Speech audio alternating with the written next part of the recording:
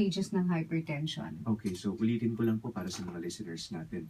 Yung pre-hypertension, ibig sabihin po, wala pa po kayong high blood pero maaaring papunta lang po kayo doon. Ang ranges po nito is yung 131, yung systolic blood pressure over 89 and pababa. Pag maabot po doon, ibig sabihin pre-hypertensive, indication na po yun na dapat mag-ingat na po kayo para hindi po tumuloy sa high blood talaga. Ang stage 1 hypertension naman po is from 140 to 159 systolic blood pressure and then 90 to 99 naman po.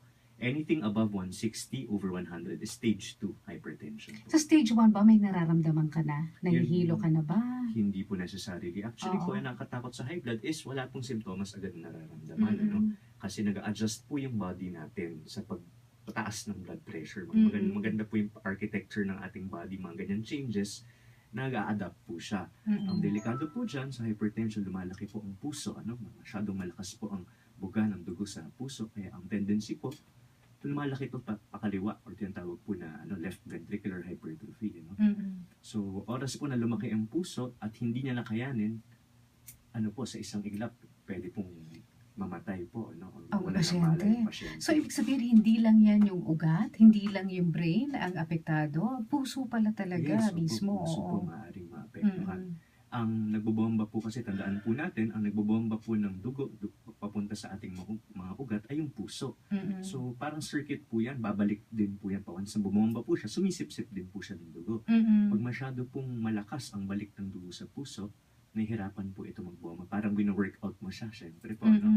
So, pag workout siya, tulad po ng ibang muscle sa katawan, lumalaki po siya. So, stage 1 pa lang, ganyan na nangyayari? Kapag uncontrolled po na stage 1 at medyo matagal po na pabayaan, pwede po mangyari talaga.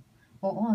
Yung stage 2, anong blood pressure niyan at saka anong nararamdaman na ng pasyente? Kapag sa stage 2 hypertension po, maaari pa rin wala po, asymptomatic, wala nararamdaman ng pasyente. Pero dun po sa mga more extreme cases, dahil nga po yung presyon ay hindi maganda, hindi po maganda yung circulation and delivery po ng oxygen sa iba't ibang parte ng katawan. So, maaari po makaramdam ng numbness or yung pagmamanhid, lalo na po dito po sa area ng batok, sa nape area natin. Maaari rin po magkaroon ng matinding headache, panlalabo po ng paningin, pwede rin po magkaroon ng paninikip ng dibdib. So, very non-specific po ito. Pero ang talaga pong number 2 po na binabantayan natin sa mga tao may mataas na BP ay yung stroke. May tao po na stroke. Ibig sabihin po ng stroke ay meron pong parte ng utak na hindi po nakakuha ng sapat na oxygen dahil hindi po magandang sirkulasyon. Pangalawa po ay yung heart attack.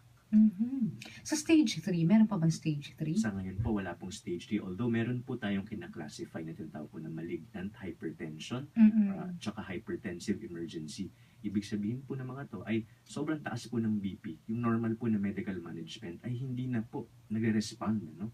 So sa mga ganitong kaso po, maaaring i-ICU po kaagad yung pasyente para po ma-prevent lang yung mga komplikasyon po tulad ng heart attack at stroke. So ang pinaka-importante talaga rito, yung prevention. Yes. Yung bago ka pa man lang tumaas ang presyon ng dugo, ay mahadlangan na yan. Yes. Ano ang mga pwedeng gawin para mahadlangan ang hypertension? Bukod po sa sinabi ko kanina na diet po, yung kukontrolin po yung kinakain, iwas po sa oily and fatty foods, and then yung daily exercises po, lalo na po yung mga cardio na exercise like jogging or walking, makakatulong po ito. And then pangatlo po, meron pong mga readily prepared na po na herbal supplements po na maaaring gamitin para to prevent ng onset po ng hypertension. At isa na nga dyan, ang alivio. Oo. Miss Chat, ano ba ang meron ng alivio? Sorry Okay lang. Okay lang, Miss Meron. Hindi ka pa yata humihinga. Na-traffic si Miss Chat ninanamnam ko yung sinasabi ni Doc JB. Anyway, para po sa kaalaman ng mga nakikinig, ang alivio po ay merong lamang serpentina, sambong, garlic, periwinkle at goto cola. Yung dalawa rito, especially yung sambong at saka yung garlic, ito po ay approved ng DOH para bilang herbal medicine o supplement sa pagbaba po ng blood pressure. So sambong at garlic nandiyan sa alivio. Sa alivio. Tapos may periwinkle pa? May periwinkle, may serpentina at saka goto cola. Ano itong nagagawa naman ng goto cola? Ang goto cola, ito yung nagpapatibay ng ating blood vessel kasi nakaka-enhance siya ng production ng collagen.